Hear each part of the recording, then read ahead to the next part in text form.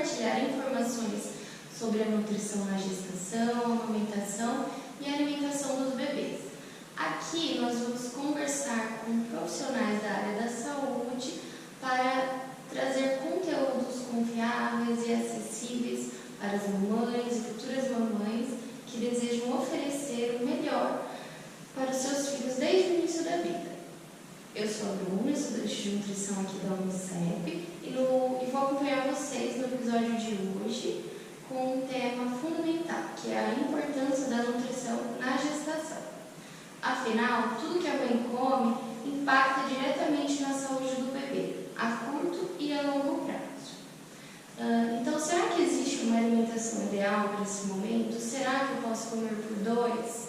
Será que existe algum micronutriente específico para esse momento? Falar sobre esse assunto, nós trouxemos aqui a nossa convidada especial, a nutricionista Marina Zanoni Macedo. Seja muito bem-vinda, Marina.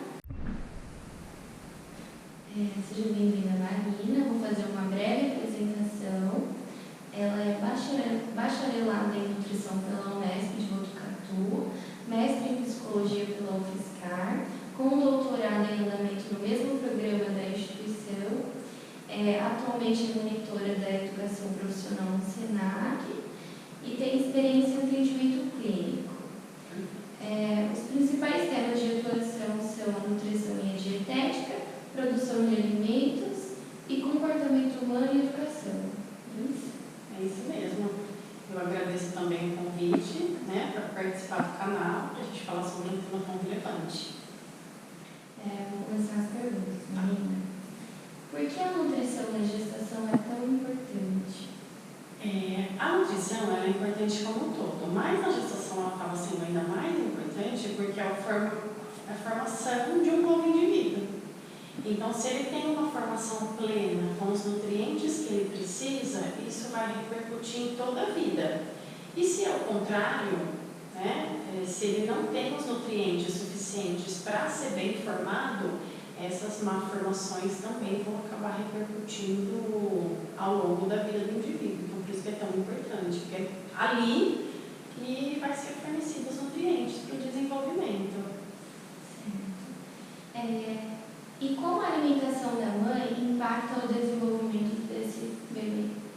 Ela acaba impactando, porque se ele recebe, como disse, todos os nutrientes essenciais, a gente tem alguns que são bem importantes, como o ácido fólico, o ferro, que são cruciais, ele vai se desenvolver plenamente, senão acaba tendo algumas malformações, ele pode não nascer com um peso adequado, isso também vai repercutir no desenvolvimento, pode ter uma consequência também no parto, então nascer antes do tempo.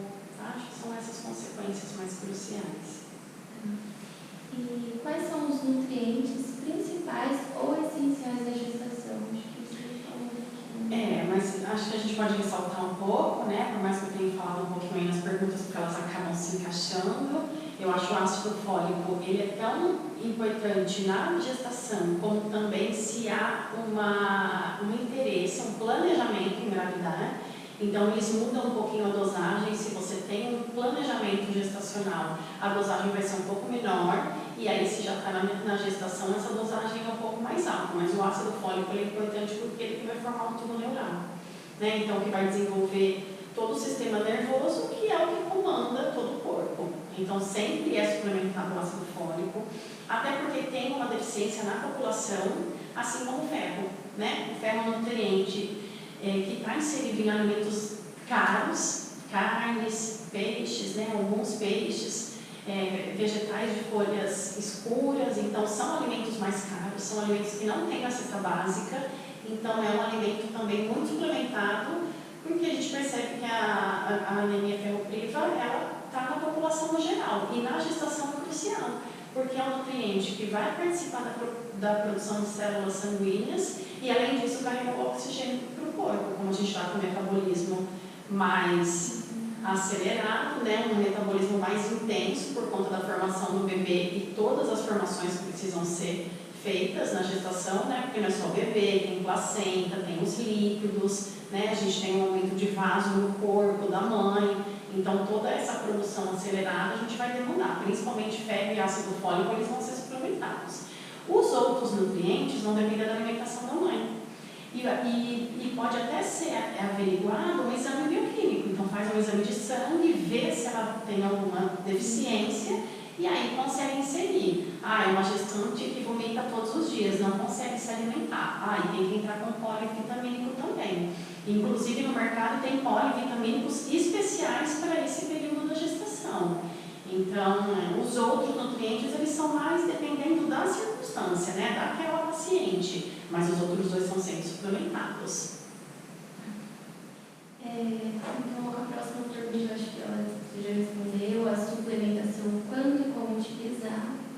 É mais ou menos isso, né? Quando a mãe não consegue ingerir. Porque a gestação, ela tem algumas particularidades. No início é muito enjoo, porque o fígado fica sobrecarregado com aquele monte de hormônio, ele se sente estafado e isso acaba provocando muitos vômitos. E no final, quando o bebê cresce e comprime o estômago, dá muita sensação de azia, de refluxo, então também acaba atrapalhando aí a ingestão alimentar. Então tem que ficar atento, né, a essas consequências naturais, porque é natural a mulher sentir esses sintomas na gestação e talvez pensar numa suplementação mais assim, geral, né, não específica com esses dois nutrientes.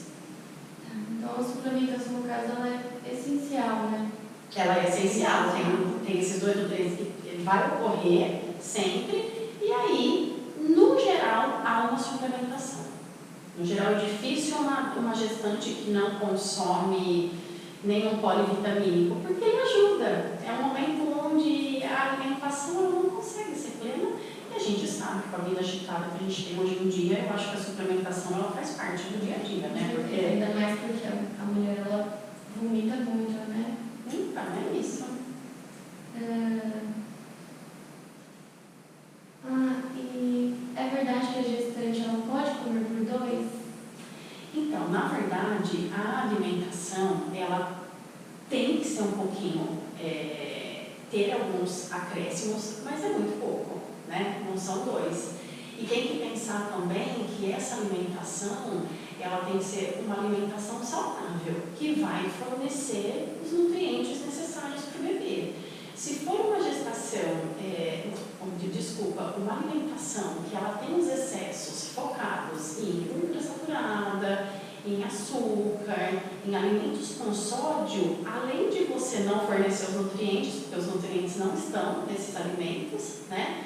Geralmente esses alimentos eles são ricos em corantes, em antioxidantes não, em acidulantes, em aditivos alimentares no geral, que vão até dificultar o desenvolvimento do bebê.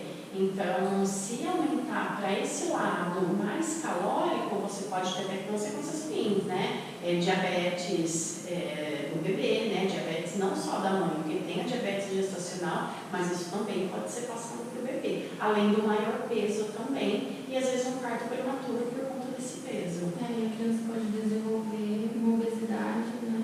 Isso também, né? Porque ela vai ser exposta a um exagero de nutrientes. Então, ela vai se formar com um exagero de nutrientes. E, então, o corpo ele já passou pelaquela condição de exagero. Então, tem maiores chances de também ser um corpo que se adapta bem aos exageros fora da bacterização. Poderíamos dar dicas práticas para uma alimentação saudável na rotina da gestante? Eu acho que alguns pratos que a gente consegue incluir vários nutrientes acaba sendo mais fácil. Então, por exemplo, ela pode fazer uma salada de fruta com iogurte, com aveia ou granola, né? Ou chia. Então, você tem proteína nos iogurtes, né? Que dá um aumento de proteína. A salada de fruta que vai ser rica, dependendo da fruta que você utilizar, ricas em carboidratos. E como, por exemplo, você pode pensar nas frutas da época, inclusive que elas vão ser mais baratas, elas vão ser mais saborosas, e isso vai facilitar tanto para a gestante, né? Saladas também, às vezes Depende da salada de folhas, a gestante não se dá muito bem por conta disso que eu falei, né? Às vezes o estômago já está comprimido, ou tem muita azia, mas às vezes algumas saladas contendo feijões, dá para fazer salada de feijão preto e picar um tomate, dá para fazer salada de feijão branco, aí você pode pôr um pedacinho de queijo fresco, né? As ervas naturais, um tomatinho, uma cebolinha roxa, então isso vai depender muito da aceitação, porque a gestação é muito peculiar. Tanto todo mundo fala do desejo da grávida, né? Então tem grávida que assim, que nem eu, por exemplo, na minha gestação, eu consumi muito guacamole, que é uma salada um pouquinho mais rica, então eu comi muito. Aquilo me fazia muito bem. Eu fazia muitas saladas de grãos, de lentilha, de feijões, com tahine, com sementes, com castanha, então era uma coisa que eu aceitava muito bem. Pode ser que isso que fez muito bem para mim, a gestante que eu vou indicar, ela não consegue nem sentir o cheiro daquilo. Então é muito particular a relação que a gestante tem com a comida. Então acho que tem esses indicativos, né? Macarrão é uma coisa fácil que dá para fazer, você tem o carboidrato do macarrão, pode pôr um queijo fresco, pode pôr um azeite, né? As ervas naturais são muito bem-vindas. Então acho que esses pratos únicos acaba sendo fácil e você consegue embutir uma quantidade de alimentos in natura ou minimamente processados com mais facilidade, né? Além, claro, do básico, né? Arroz, feijão, uma proteína, que aí pode ser um frango, um peixe, uma carne mais magra, um legume no vapor, ou uma saladinha se ela conseguir comer. Acho que a dica mesmo é focar nos produtos in natura e nos produtos minimamente processados, que vão ser ricos em nutrientes, rico em água, que a gente esquece muito da água. Porque para você construir tudo isso, o que você vai precisar? De bastante água, né? Eu sempre dou a relação, assim, quando a gente vai construir uma casa, a gente precisa de tijolo, a gente precisa de cimento, a gente precisa de areia, a gente precisa de ferro, a gente precisa de muito nutriente, mas se não tiver água, você não consegue construir nada disso, e o nosso corpo é muito parecido. Então, ela caprichando numa gestação que é rica em água, isso facilita a quantidade que ela tem que tomar. Fora isso, né? Além dessa água que está embutida nos alimentos, ela ser mais facilmente absorvida e hidratar os tecidos. E o uso de cafés e chás? Porque eu vejo muitas pessoas também, quando o bebê tem 5, 6 meses, eu já vi muitas pessoas falando, dá chá de maracujá para acalmar aquele bebê.